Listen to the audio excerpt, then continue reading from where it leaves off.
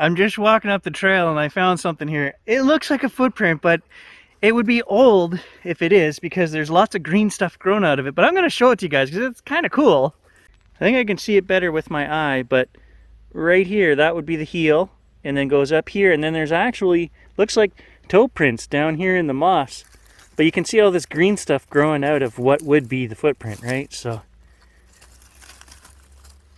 but it goes right there, heel, all the way up there, and there's like footprints. Big toe, so it'd be left foot. Right on the mossy trail here. It's, again, there's only one, right? It doesn't make any sense. There should be more prints right there. And this is sunk down there. Jeez, I don't know. A finger depth, all right? So 3 inches, this is down in the soft moss right here.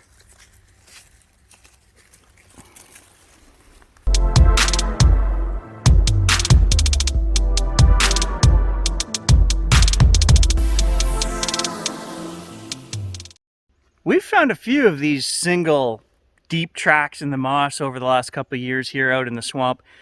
The only thing that I would say was more substantial was we found tracks in the snow, multiple tracks that looked like prints with toes and everything. We showed that on the channel way back when. And that right there is really hard to, it could be anything, right? It just looks exactly like, you know, a 14 or 15 inch long print with the heel and toes, but there's only one. So I have to say that that's not what it is. You guys draw your conclusion. That's my conclusion, is it's just a abnormal depression that looks like a footprint. I would get excited if we had even 2 in a row of those, you know, a left and a right facing, then I'd be like, wow, okay, we're on to something, but just one.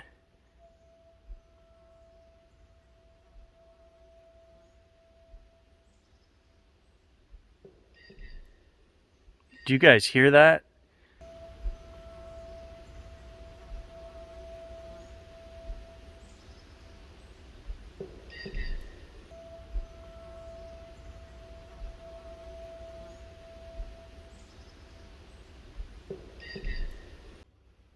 Something mechanical, I don't know, followed by 2 knocks. Something mechanical, I don't know, followed by 2 knocks. I mean, we're out here in the middle of the swamp, I don't know. Now, we have caught the airplanes that are probably 3-4 miles over there, the little radio transistor, what are they called?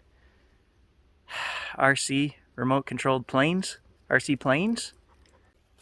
The airfield is over that way 3 or 4 miles. The sound we just heard was coming from the complete opposite direction over my other shoulder. To me, that whistling, high-pitched hum, whatever it was, sounded mechanical. We have a ghost steam engine out here in the swamp. That's what we have. I don't know. I don't know what that sound was. It wasn't the RC planes. I'm pretty sure that it has nothing to do with RC planes. Wrong direction, miles that way.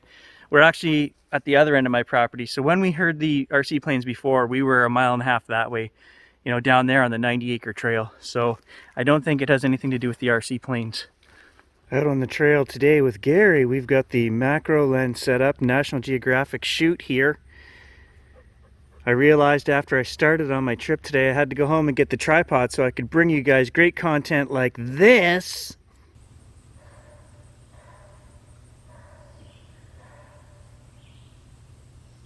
15 minutes? I've been filming this guy for 15 minutes! I want to come back as one of these shiny blue beetles.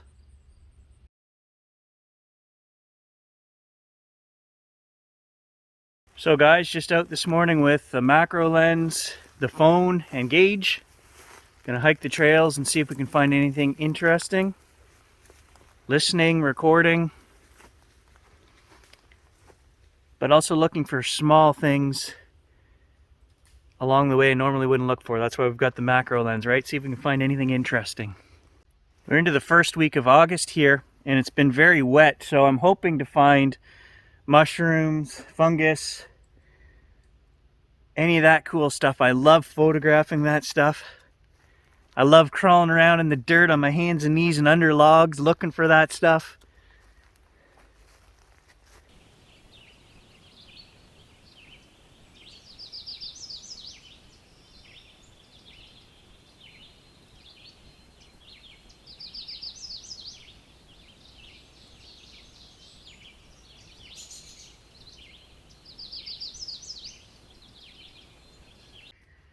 So I want to give you guys an update on the camp because I really had a plan to go up to Brian's camp for the 200th episode and do an all-out weekend up there. And I really have been working hard on that. Over the last couple of years, I've been trying to set up getting up there. And I mean, in my heart, I've always been able to go anytime I want. Brian has always treated me like a son, and I've been welcome anytime I want. The issue is medical reasons. Brian no longer owns his home. He's been moved to town. And his son owns the camp. I was best friends with Brian's stepson. Okay, so we grew up from kindergarten until 45. My friend Doug died last year, okay, 45 years old. His brother owns the camp. So his brother's a little bit older. He never really hung around with us. And he has basically said, no, we're not going up to the camp. I called him. I spent 45 minutes on the phone with him. Now, I helped do a lot of stuff up there over the years. I never saw this son of Brian's at the camp once, ever, in 40 years. Never. So I'm a little perturbed. I'm not going to get into it. I helped build that dock up there. I helped build the sheds up there. I've probably been up there 40 times in my life. And I know that if I could call Brian and say, hey, I want to go up to the camp, we would be in, no questions asked, take what you want, go whenever you want, right? But we can't do that because he no longer owns the camp.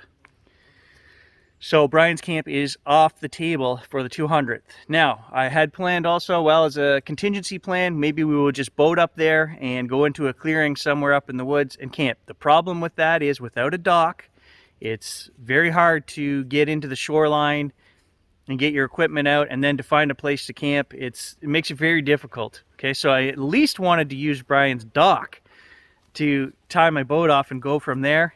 We're not allowed to do that either. So I don't know what we're going to do for the 200th episode, but it's not going to be Brian's camp, and it may never be Brian's camp, okay? We may get up into that area. We're not far. My dad's camp is only 28 kilometers from there.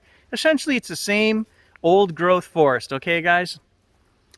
Is it the site of my experience from 27, 28 years ago? No, it's not, but times have changed, things have changed. We may never get back up there again. I don't know how it's going to unfold. I'm pretty sure if we just took the boat up and went during the week, no one would be at the camp and we could do a day trip kind of thing up there. And I would have no problem pulling my boat up and tying there. And, we wouldn't go in the camp, of course, but we could go around it and do some exploring and whatnot. That is still an option. It's hard when I consider these guys family, right? I grew up in their house for many years. And so it's a difficult situation, to say the least. So I'm not going to get into it online, but it is what it is. I don't own the camp. Oh, of course, Mr. Gage has to sniff everything I want to take a picture of. That's okay. I'd rather have him here than not.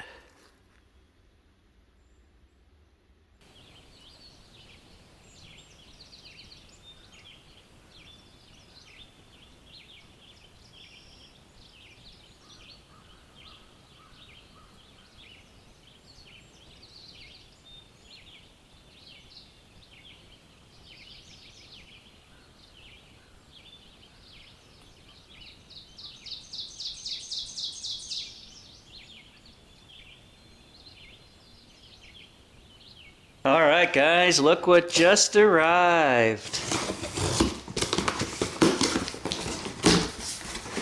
Bella's shipment. There we go. Strike Force. So we got 2 Browning trail cameras, both the same. So these 2 cameras were half price. Usually they're about 220 bucks when we buy them for the channel here. These were 125, and they came with the batteries and 16 gig SD cards. The only downside is that these aren't true 1080 cameras. They're 1600 by 900 resolution, but that's still pretty good. Good enough, I think, for trail cameras. And I needed a couple new ones, so for that price, we're going to try them out. Now, I also wanted to show you guys, I got these, and they look very sturdy. So these are a trail mount that screws right into the tree. And then it has the actual handle tripod mount so you can go 360 degrees. Feels really heavy and really sturdy. 20 bucks a piece on Amazon. We're gonna try those out as well. So let's get these out in the field. We're gonna take these out to my dad's and put them on the trails out there.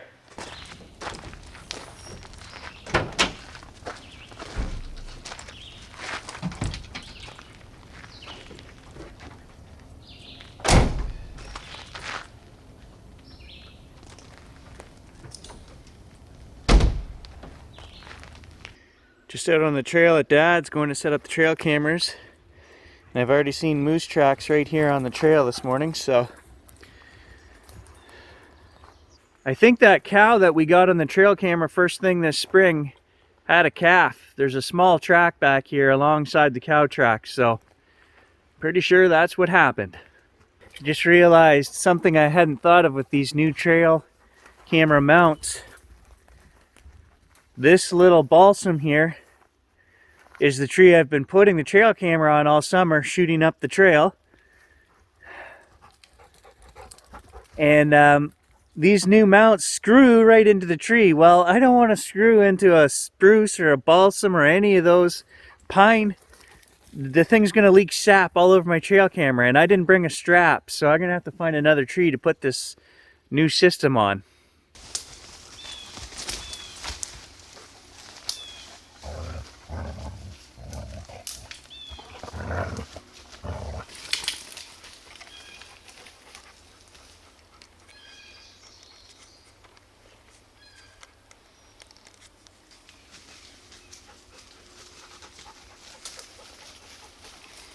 There we go. Literally 2 minutes to set up.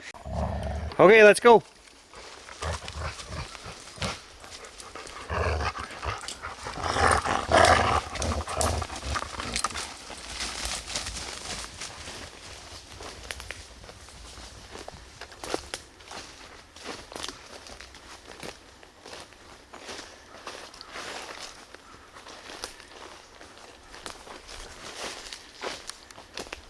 All right, second camera is set up right down the trail. Perfect.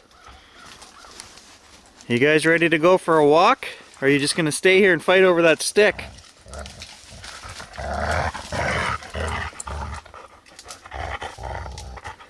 All right, I'm leaving you here. I don't know why I'm so excited for these trail cameras to try them out. I guess it's just the love of a good deal, right? They're half price. Are they going to work as good as the other ones? I think they are. We'll take whatever video we get on here and I'll compare it directly to our other cameras. I don't think you guys or myself, I don't think we're going to notice a difference really. Hopefully they're that good.